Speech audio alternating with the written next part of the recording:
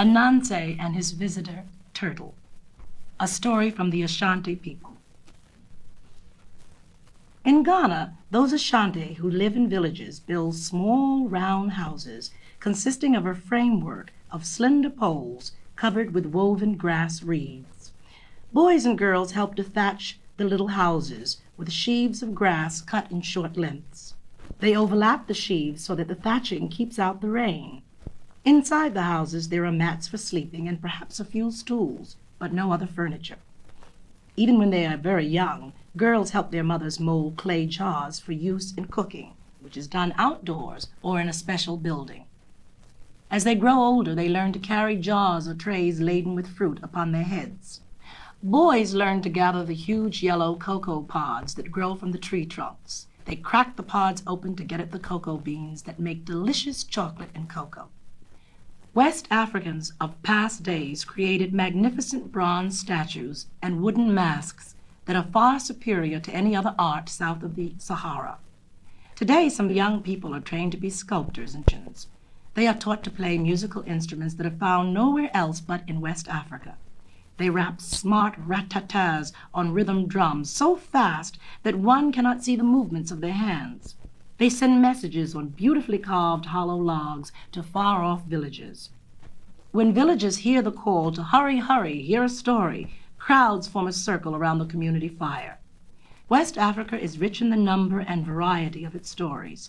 The folk tales of the Ashanti tribes are particularly noted for their humor. It was the Ashanti who created a group of tales about Ananse, a cunning spider that tries to outwit his neighbors. He seldom succeeds.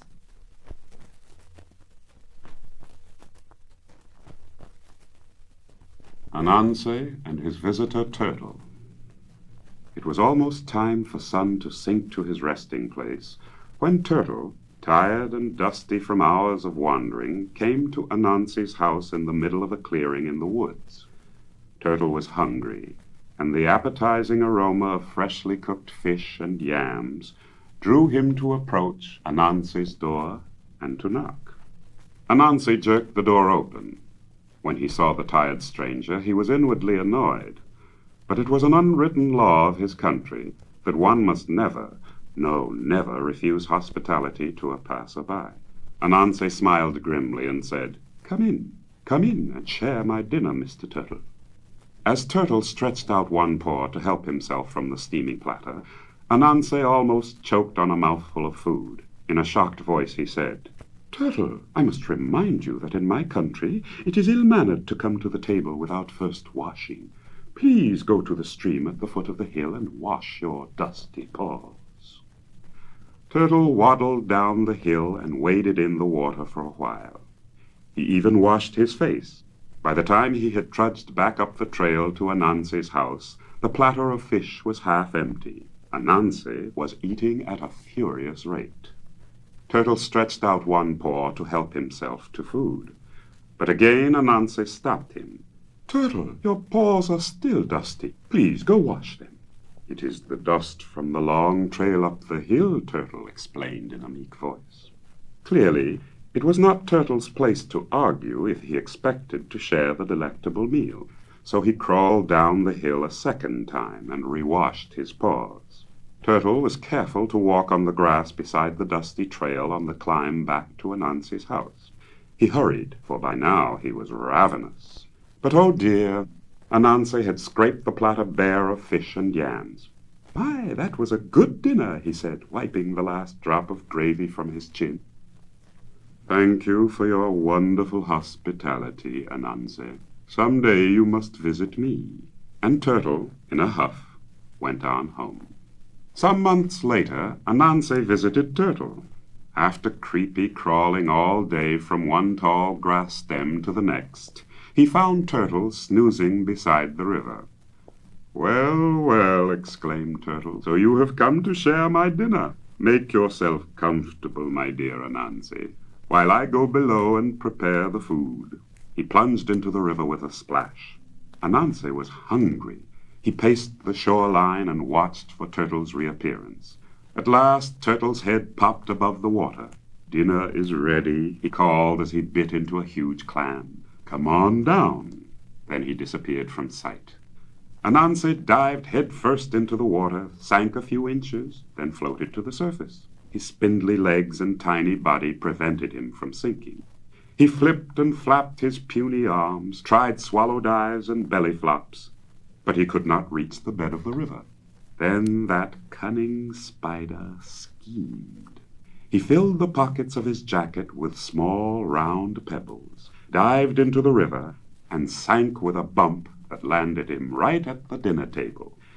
Before him was spread the most delicious meal he had ever seen. There were oysters and clams, mussels, slices of eel, and crabs. As a centerpiece, sprays of watercress rested against large pink shrimp. Ananse's eyes widened with pleasure. His stomach rumbled in anticipation. Turtle, already seated at the table, swallowed a piece of eel, looked at Ananse and said, "Oh, Ananse, I must remind you that in my country it is ill-mannered to come to the table wearing a jacket. Please take it off." Very slowly, Ananse removed his jacket. Very slowly, Ananse left the table. Without the weight of the pebbles to hold him down, he floated straight up through the green water and out of sight. When you set out to outsmart another person to your own advantage, there is usually someone who can outsmart you. A story from the Mashona people. Ananse, the spider, is an invention of the Ashanti tribe of West Africa. Kalulu, the hare, is an invention of the Bantu people, who live almost everywhere below the equator and just a little above the equator. Kalulu, though not as cunning as Ananse, is a big know-it-all. In the tales about Kalulu that the storytellers of hundreds of Bantu tribes repeat, he is usually advising or scolding, trying to be an important person.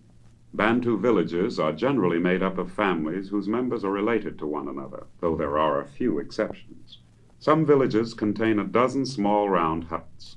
Other villages contain hundreds of huts under a chief. When the village boys are about 7 years old, they learn to take care of the sheep and goats. Then when they are about 12 years old, they rise to the position of herd boys. If they live in Central Africa, they spend their days, when they are not in school, following the cattle on the savannas and veld, or among the beautiful hills and valleys if they live in Southern Africa. The boys drive the cattle back to the villages at the end of each day and shut them in an enclosure called a cattle kraal. Sometimes the kraal is surrounded by a thorn bush fence as a protection from wild animals. Among the Mashona Bantu tribes of Rhodesia, boys learn from their fathers how to cut the poles for the framework of a new hut, and how to bind the long grass into sheaves for the cone-shaped roof. Girls help their mothers grind up the hard soil from ant hills that sometimes rise to heights of 20 feet. The hills are built by the ants when they clear the ground for their nests deep in the earth. The ants add a secretion to the discarded soil, which causes it to become almost as hard as cement. The Mashona women mix water and clay with a powdered ant-hill soil, and then spread this mixture on the inside wall and over the floor of a new hut. When the mixture dries, it hardens again. Then the women and the girls rub the floor with a round stone until it shines as brightly as sunlight on a quiet forest pool. The Mashona people are farmers as well as herders, for girls also learn how to plant seeds. First, they make small holes in the earth with pointed sticks. Then, from a mouthful of seeds, they spit out one seed to a hole as they move between the rows. After the planting, the tribal chief blesses the fields to ensure a good harvest. As day closes, smoke spirals before each hut as fires are lighted. The cattle are in their kraals. And when the villagers finish their supper, often a stew made rich and savory with herbs gathered from the veld, it is storytelling time. Mothers, fathers, great-aunts, uncles, and all the children in the village squeeze into the widening circle to hear an old story, invented when cowrie shells were used as money. Kalulu and His Money Farm, a story from the Mashona people. One planting time, just before the seasonal rain started, the chief ordered each animal to grow one certain crop. He told Warthog to grow the yams, Baboon the corn, Elephant the sorghum, and so on.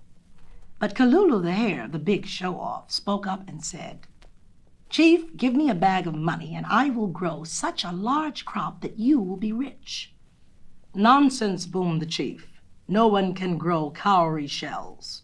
Kalulu leaned close to the chief's ear. "I have a secret," he whispered knowingly. The chief trusted Kalulu. He gave him a bag of cowrie shells. Of course, Kalulu had no intention of growing money. He bought new clothes, fancy tidbits for his dinner, furnishings for his home, and strings of shiny beads for Mrs. Hare. Kalulu thought he was smart. He forgot the awful consequences that would follow when his mischief would be discovered. "Where is the money you promised to grow?" asked the chief at harvest time. "Money is a very slow-growing crop, Chief. Perhaps it will be ready next year." Kalulu still felt confident and was excited by all the luxuries he had bought. Next year, and the next, Kalulu gave the same answer. At last the chief ordered Warthog, a most dependable animal, to go with Kalulu to his money garden. For the first time, Kalulu was afraid. How could he prevent Warthog from learning the dreadful truth? "Oh, Warthog," Kalulu pleaded in a pained voice, "not today, please. I have a bad case of indigestion. The garden is miles from here, deep in the forest. Have pity on a poor sick hare, Warthog."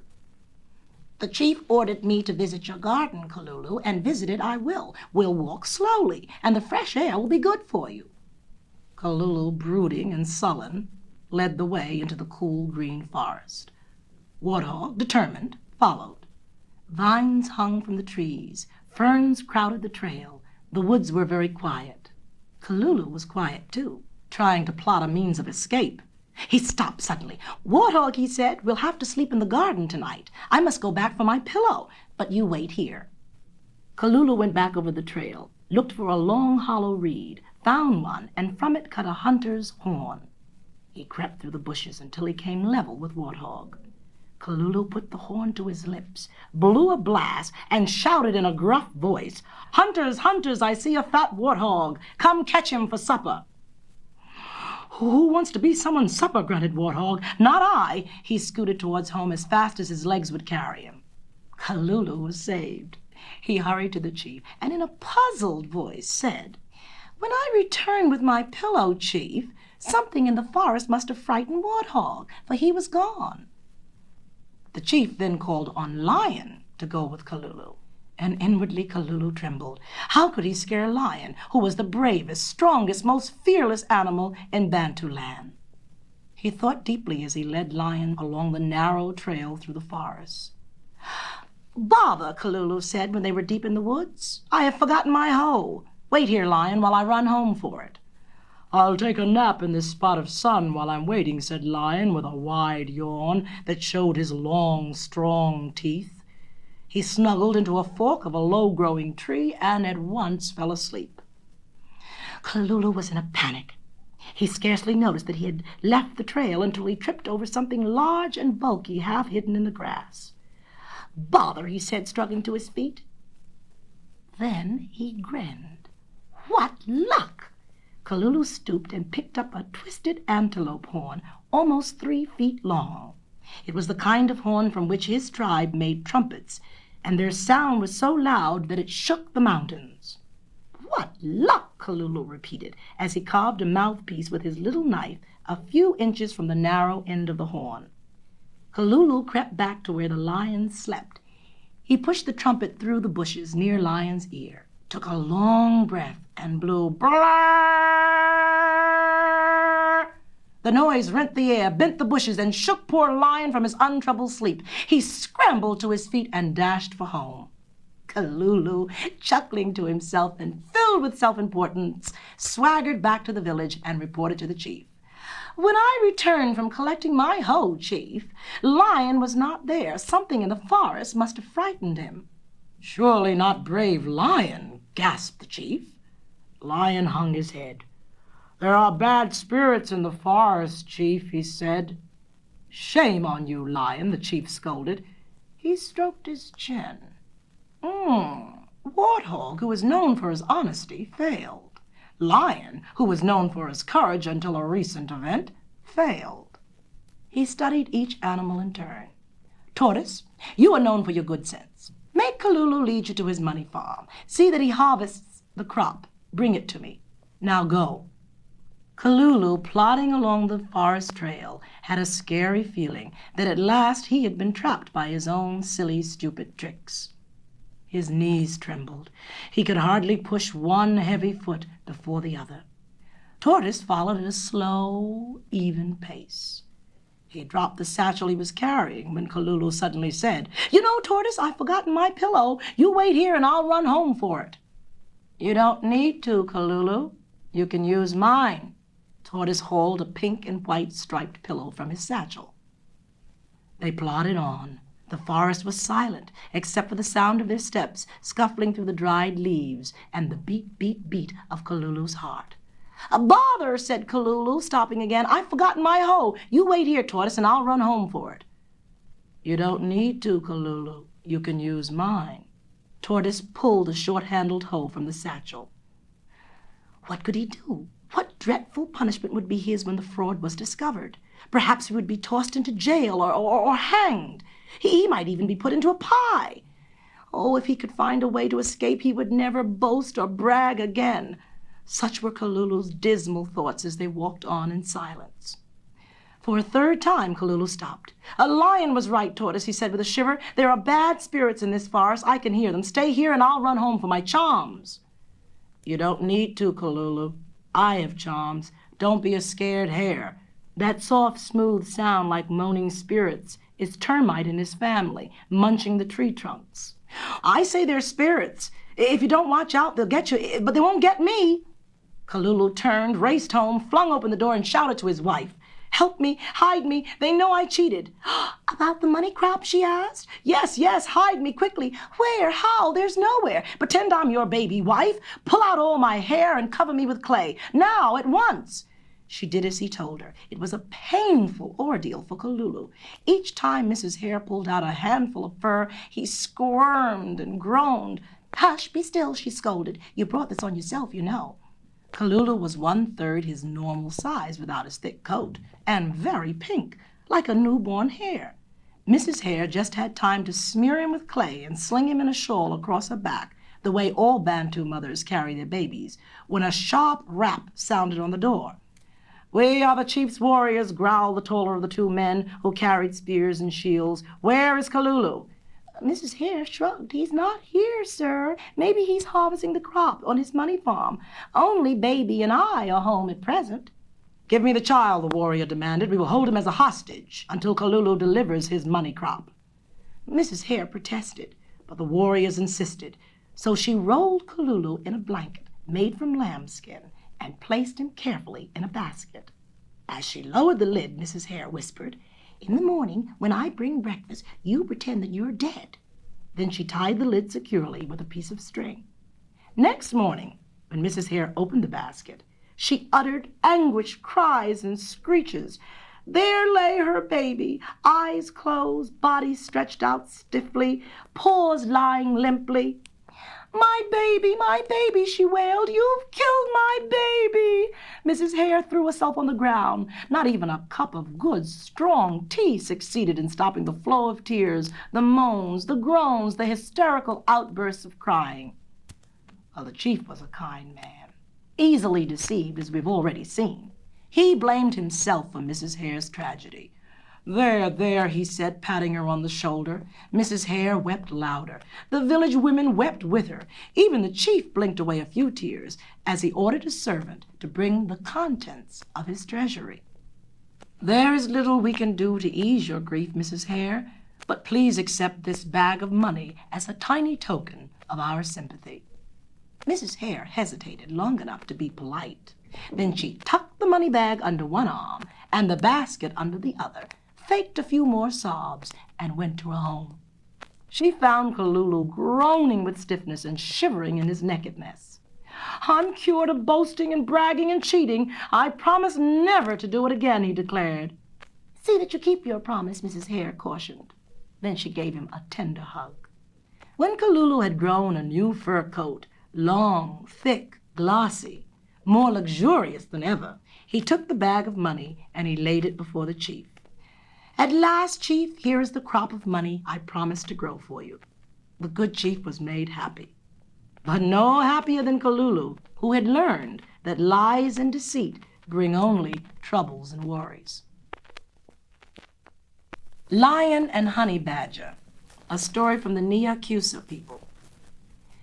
Nyakusa Bantu people also enjoy Kalulu tales. Their villages nestle in the valleys among the mountains near Lake Malawi in southeast Africa. They are friendly and hospitable people who like to plant trees and flowers for beauty as well as for shade in their well-swept, tidy villages. If you visited a village, you would see that there are no boys older than 10 or 11 years.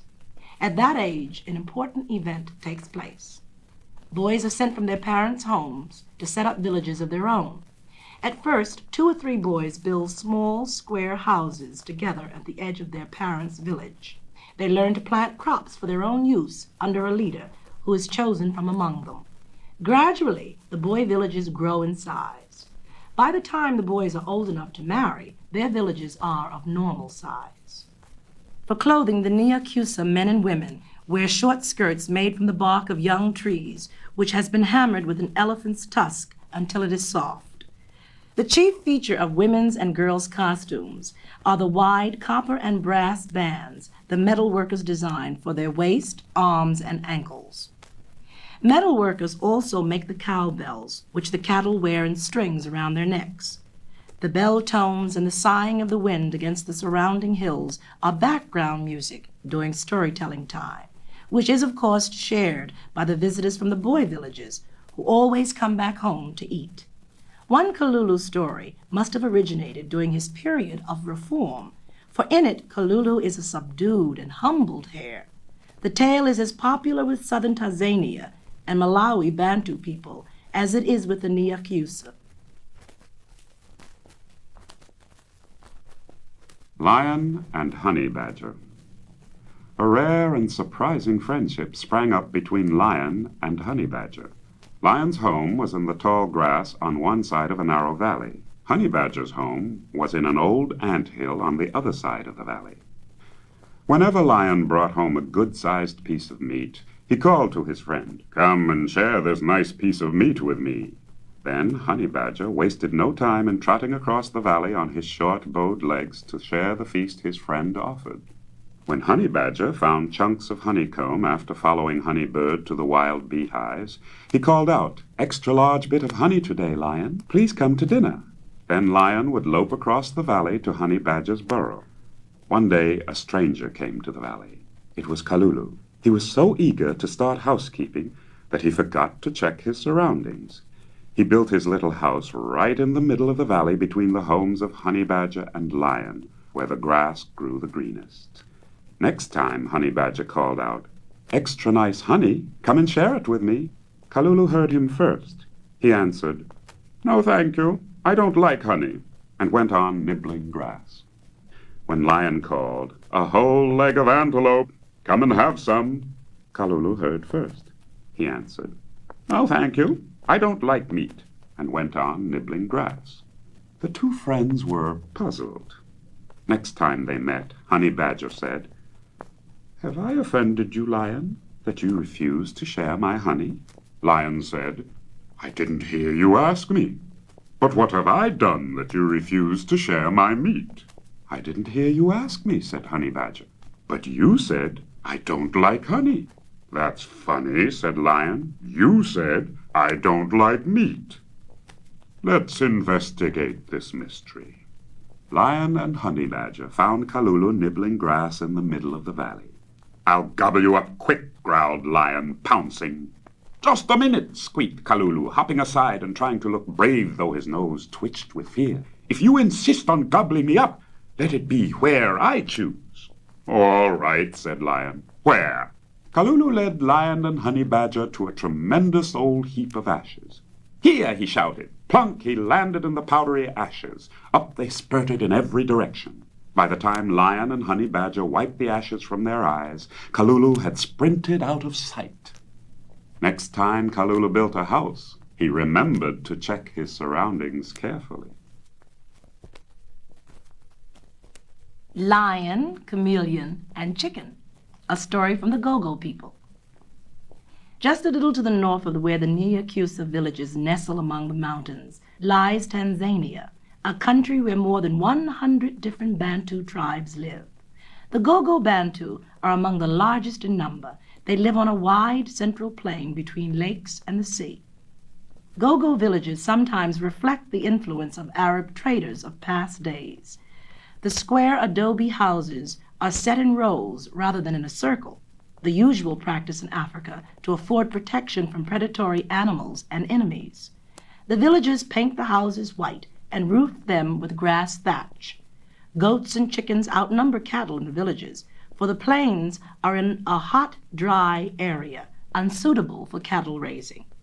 Older Gogo boys help in planting cassava and other crops.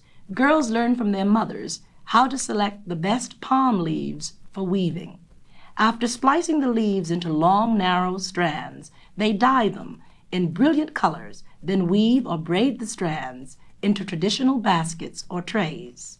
The beautiful patterns they create have names, one of which is Uhuru, meaning free. The Gogo women are known also for their pottery. When the clay pots they make are dry, the women and girls tie them together in tall stacks and carry them to the markets. Tanzania was the first Bantu country in Africa to win its freedom from colonial rule. The new government built huge silos for grain on the central plains as a protection against famine in times of drought. There the Gogo people are encouraged to store their grain. As they empty their sacks of grain into the silo during harvest time, they make the work easier with melodious rhythmic chanting, for the Gogo Bantu love to sing. Boys and girls sing in unison as they crowd around the village storyteller after sundown. The golden glow that comes with dusk and the cool of the evening that follows quickly bring relief from the hot winds that blow across the plains. The Gogo tribe's constant dread of hunger and famine is reflected in their great interest in stories of droughts and hard times. Lion, Chameleon, and Chicken. The animals were in a terrible way. Drought had struck the land.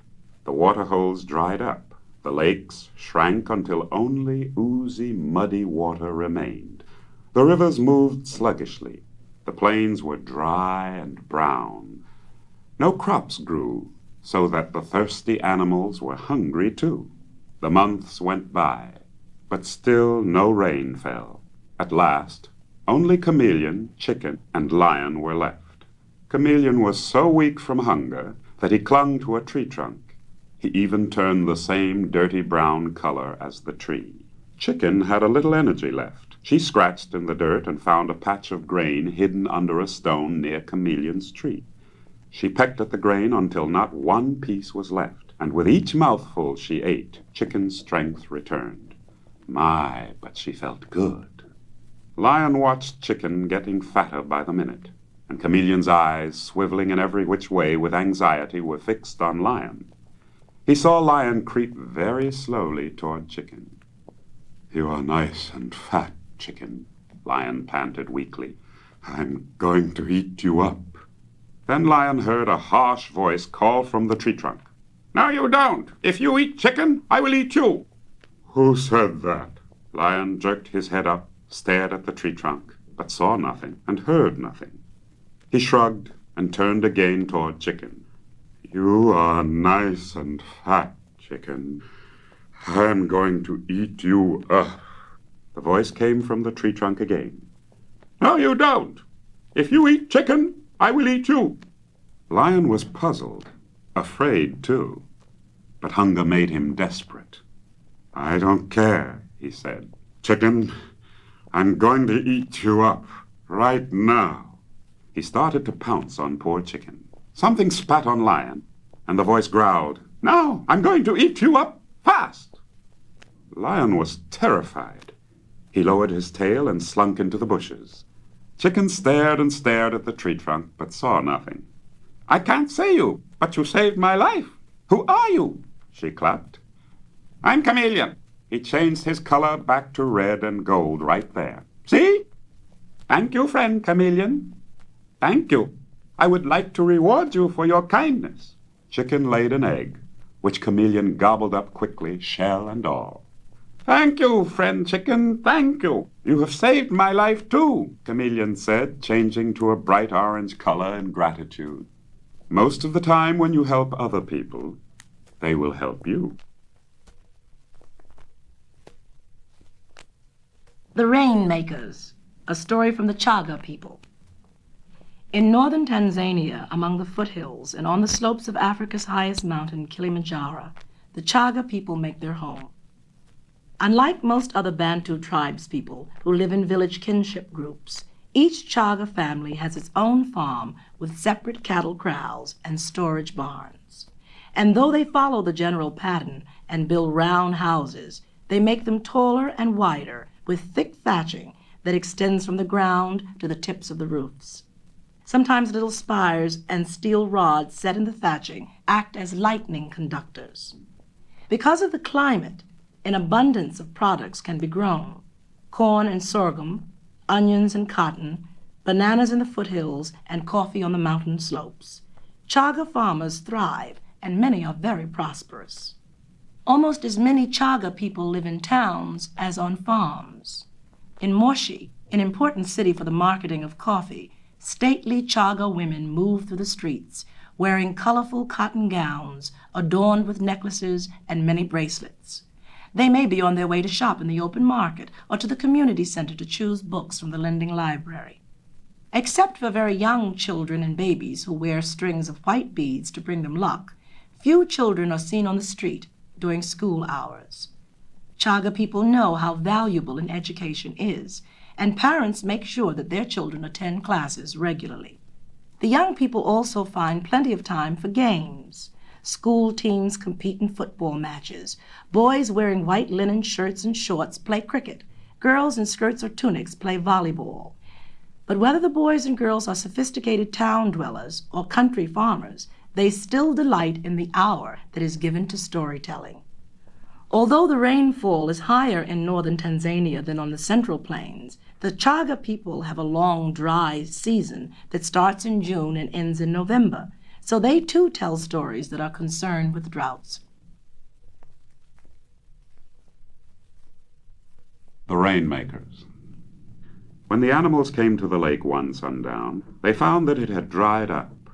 "The rain spirit is angry with us," they wailed. "He has taken away the water that gives us life. We suffer from hunger, we die of thirst. What can we do to appease him?" The animals decided to combine their pleas to the Great Spirit. Elephant raised his trunk and trumpeted loudly. Leopard grunted until his throat ached. Lion roared. Hyena howled. Jackal whined. Buffalo bellowed. Donkey brayed.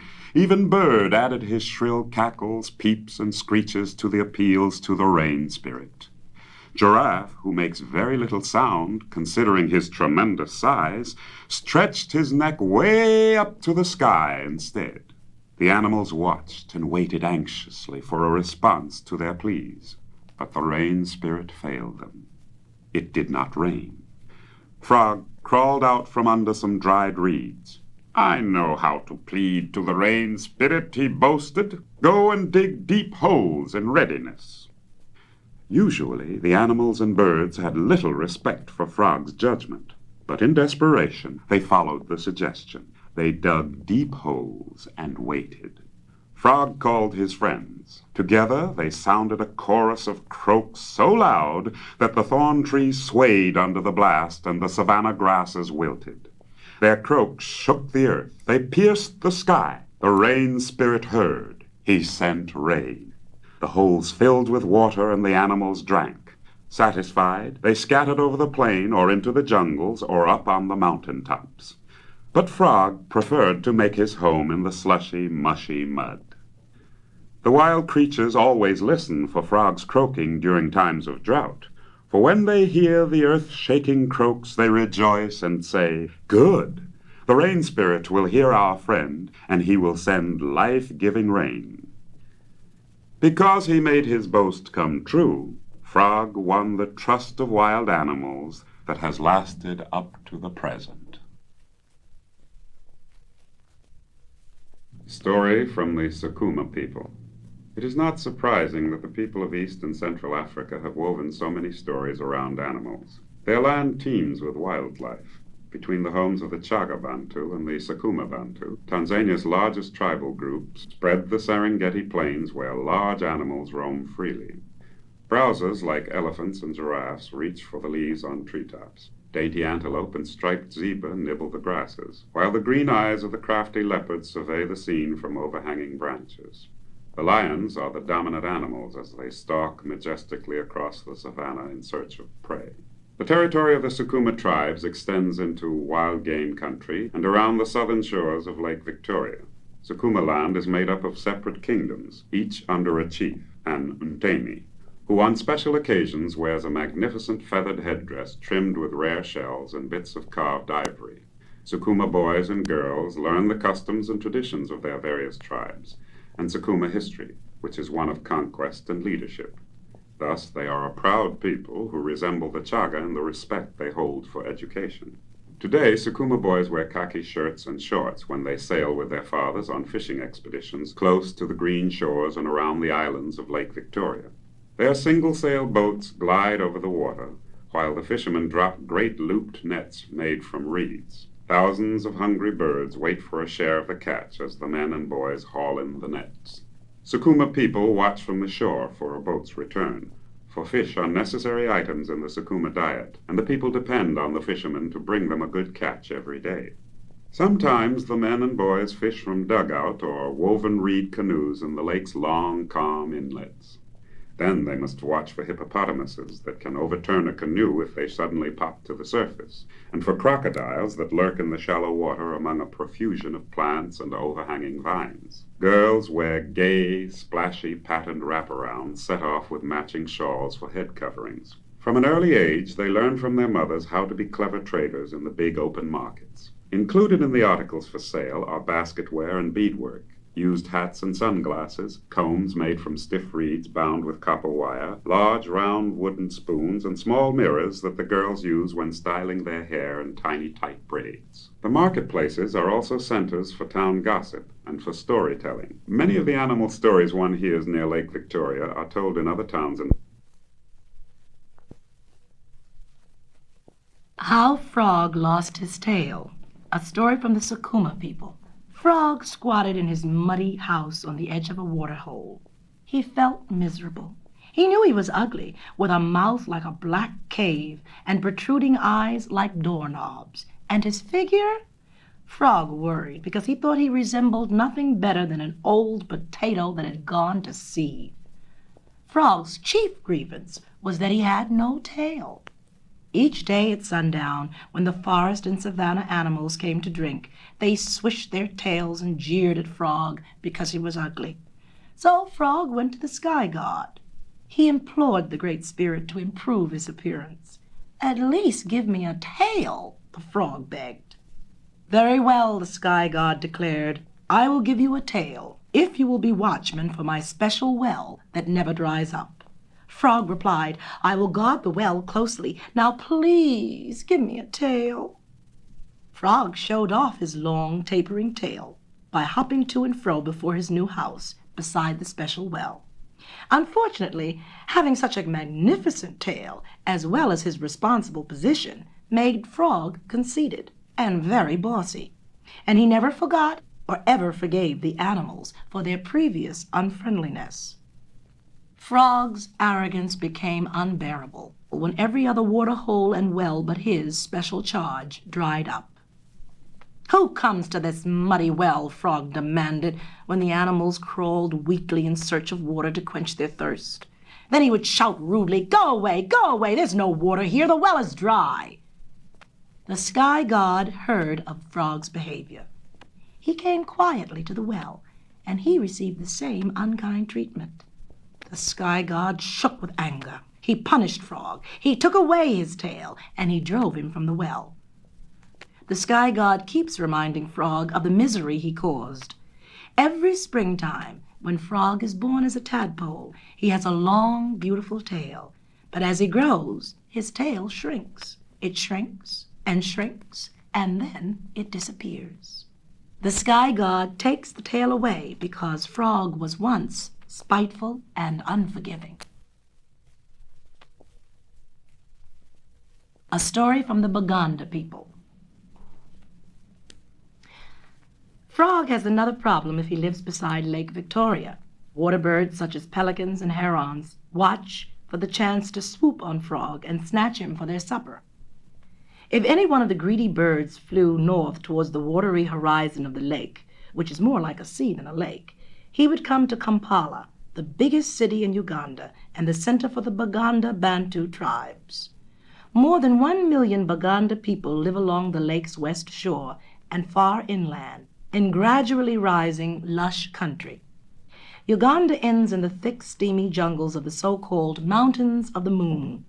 Until recently, the outside world knew so little about the Baganda country that it might have been as remote as the moon. But although Uganda was isolated, it was a powerful kingdom for many centuries, ruled by a kabaka, or king.